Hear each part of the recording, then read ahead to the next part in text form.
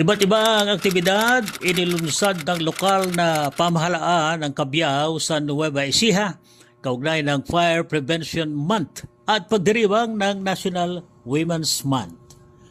Matapos ang Heart Month o ang buwan ng Pebrero kung saan ipinagdiwang ang Araw ng Mga Puso sa bayan ng Cabiao noong February 14, 2026 sa pamamagitan ng Kasalang Bayan.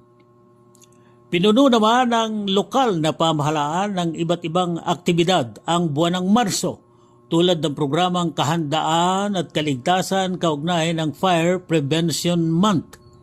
Gayon din ang National Women's Month Celebration, Civic Action Program, Crime Prevention at mga programang pangkalusugan, hindi lamang para sa tao kundi maging sa mga alagang pusa at aso.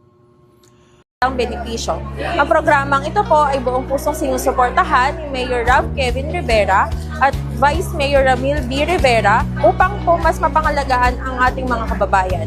Layo ng lokal na pamahalaan ng Cabiao na laging gawing ligtas, mapayapa, maunlad at malusog ang mga Cabiaweños sa pamumuno ng kanilang Mayor Rob Kevin M. Rivera at Vice Mayor Ramil B. Rivera. Dahil anila, sa maunlad na Cabiao, Cabiaweños ang bida. Para sa Reporters TV News Update, ako si Charlie Mendoza.